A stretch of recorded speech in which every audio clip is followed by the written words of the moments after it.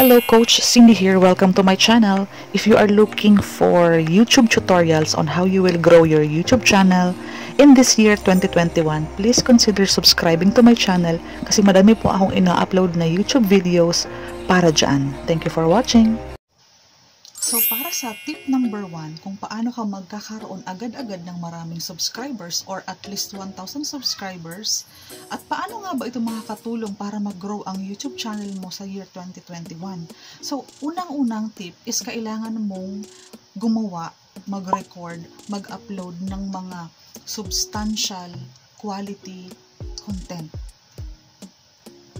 Kasi kung ang mga bagong na yung mga nanunood sa YouTube channel mo, kung sila ay natutulungan mo or yung mga video mo is informative, na i-entertain sila, nakakatulong ito sa mga tinatanong nila sa YouTube. Kasi 'di ba, si YouTube is second search engine sa buong mundo, kagaya ng Google, pangalawa si YouTube. So ang mga tao is pumupunta sa YouTube para may itanong.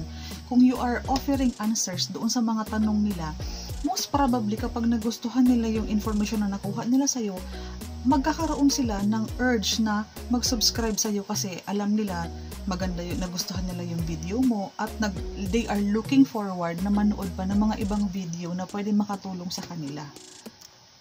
So mag-create ka ng mga content na quality, informative, nakakatulong. Kasi ito ang mga klase ng video na hindi nalalaos sa YouTube.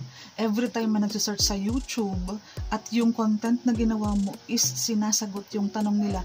Just let's say for instance, paano mo nahanap ang YouTube channel ko or ang YouTube video na ito? Diba nag-search ka on how to get 100 or 1,000 subscribers at nahanap mo itong video ko. Ganun siya. Ang video ko na ito is naging sagot doon sa tanong mo, kaya yan ang dahilan kung bakit nanonood ka. And para sa second tip natin, consistently mag-upload ka ng mga quality videos. And kailangan mong isa alang-alang kasi ito. Alam mo yung SEO, Search Engine Optimization, meron kasi mga strong keyword para mahanap ka nila. Kailangan mong sundin yung pattern about this keyword. Kasi kapag na-search nila yan, at ang video mo ang lumabas, yung video mo is ang magiging kasagutan sa tanong nila. So, ang pinaka-best example dito, di ba? Pag nag-type ka kasi, di ba, ang title ng content kong ito is How to Get 1,000 Subscribers. Okay. Kapag ang isang tao pumunta sa YouTube at sinearch ito kasi ang keyword, strong keyword. So, ang sagot is yung video ko. Ngayon, merong mga dapat i-consider kasi. Say for instance, sa description kasi, kailangan mabasa din doon ni YouTube. Kapag transcribe niya kasi itong content ko, dapat mahanap ni YouTube or matranscribe niya na yung nandoon sa title ko is nandoon din sa description, at least sa first stanza or sa first entry. Again, sa mga baba, kung titingnan mo kasi ang description ko, makailang beses kong nilagay ang strong keyword na how to get 1,000 subscribers. Okay po. And aside from that, ito po ay paulit-ulit ko pang sinasabi sa mismong vlog. Okay? Nakukuha mo po. And mayroon pag isang importanteng bagay na dapat mong i-consider para makatulong ito na makahanap ka ng maraming subscribers. Doon sa tags kasi, dapat isulat mo din kung ano yung title mo, kung ano nasa description mo, kung ano yung sinasabi mo sa vlog mo, which is how to get 100 subscribers. Ilagay mo din yung sa tag. Ngayon po, itong strong keyword kasing ito na how to get 1,000 subscribers is very popular na. So, kailangan mo siyang lagyan ng marka mo. Ang pinili ko po dito is Fast and 2021. Hindi po lahat mag-search or mag-e-enter ng how to get 1,000 subscribers fast in 2021. Masasala po yan siya. Yan ang pinaka-strong keyword na pinili ko. So, in this way kasi, kapag nahanap nila yung video ko at mapanood sila, I believe in that way na ginagawa ko yung mga gusto ni YouTube na mga standards kung paano ma-optimize yung video ko mismo regarding this topic. So, kailangan mo pong isaalang-alang kasi napakahalaga po niyan para searchable ang content mo. Kasi kahit gaano kaganda ang content mo about how to get 1,000 subscribers sa YouTube in 2021, kung hindi po ito matatranscribe ng maayos ni YouTube, sayang po ang ginawa mong video. So again, this is very important. You have to follow po or you have to master yung SEO, Search Engine Optimization. Kasi system po si YouTube, wala siyang utak, walang taong nagmamanipulate dito.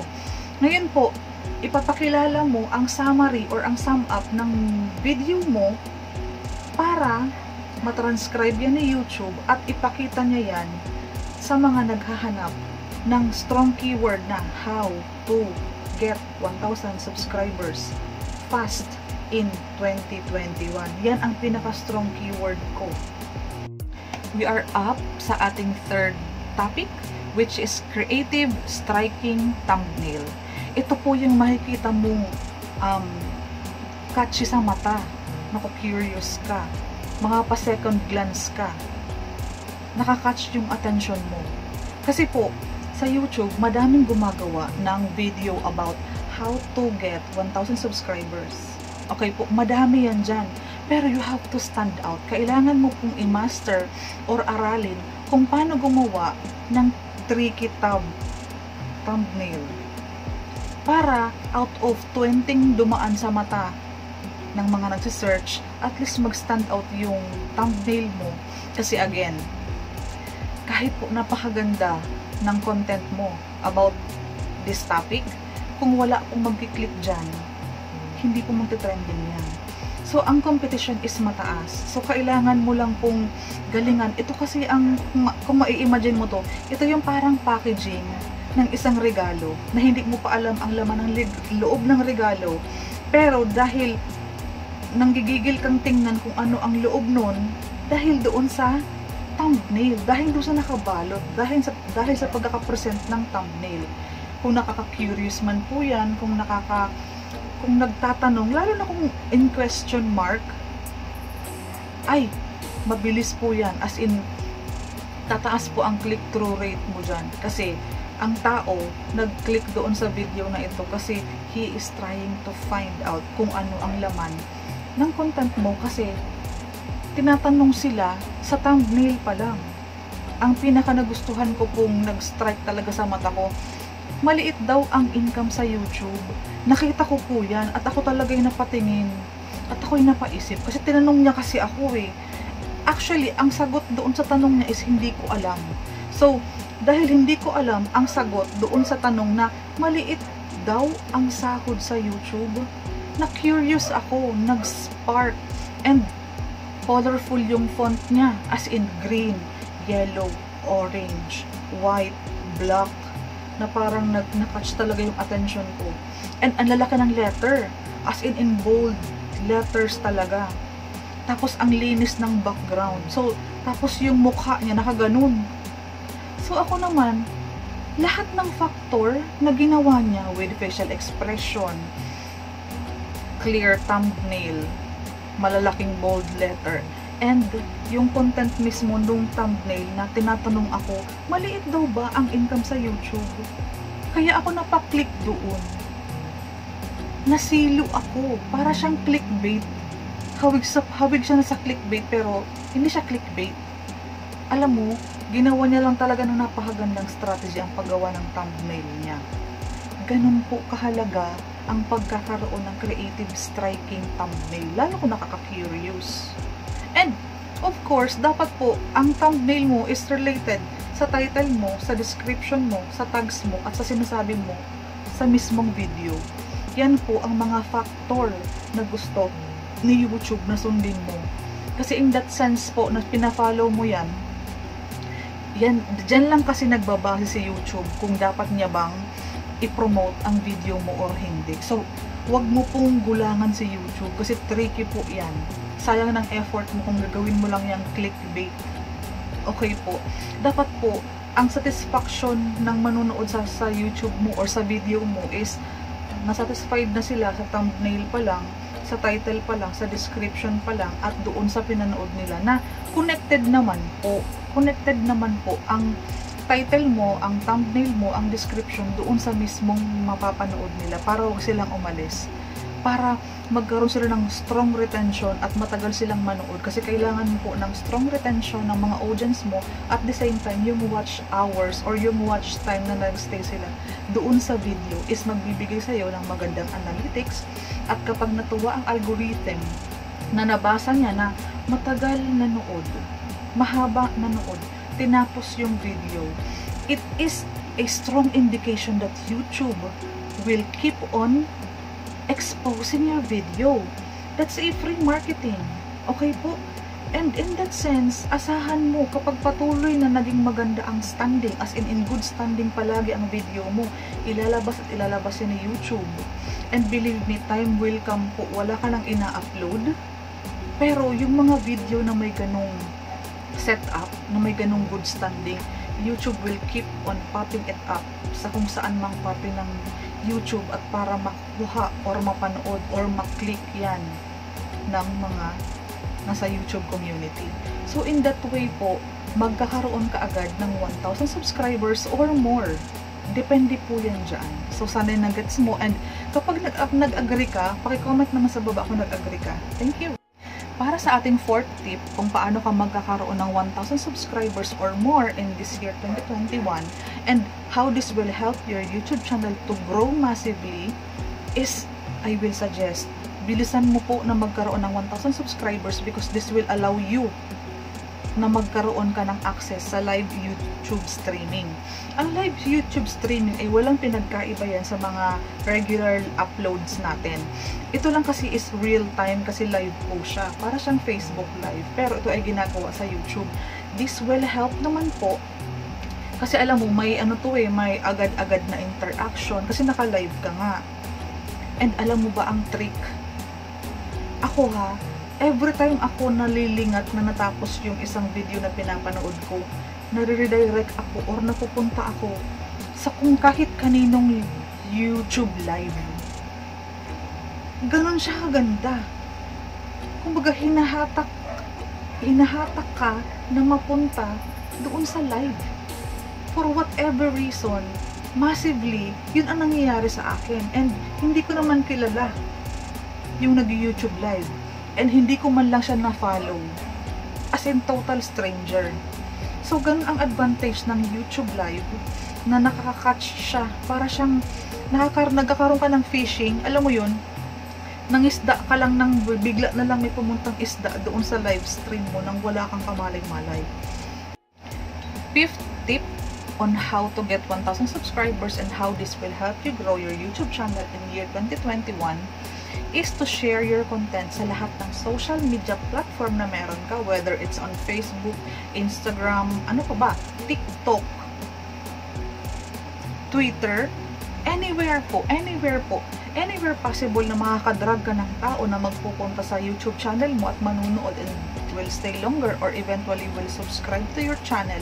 Gamitin mo po ito kasi ito ang isa sa mga best strategy para mabilis kang makagain ng mga subscribers. Okay po.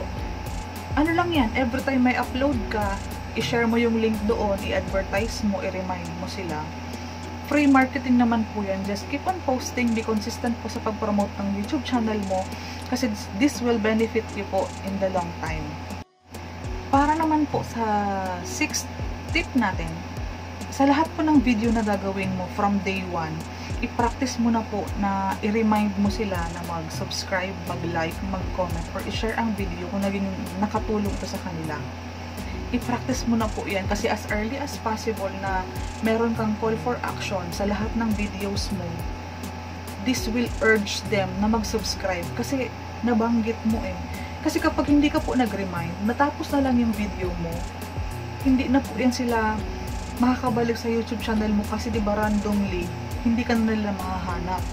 Pero kung sasabihan mo po sila na mag-subscribe, mag-comment, mag-like, they will do that. They will do that eventually po.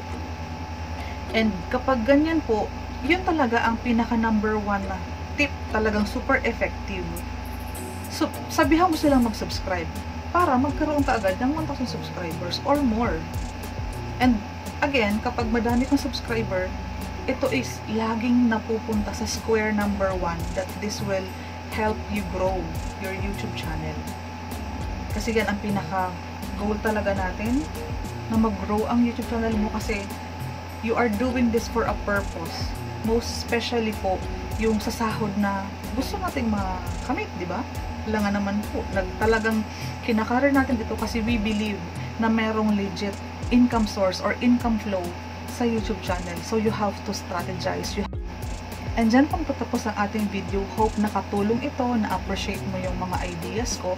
And kung may mga gusto ka pang idagdag na mga ideas, tips, strategies on how to get 1,000 subscribers ng mas mabilis, please comment down below kasi gagawa ako ng part 2 about this video featuring your suggestions and your YouTube channel para matulungan din natin ang mga small YouTubers na kagaya natin at sabay-sabay tayong umangat. God bless!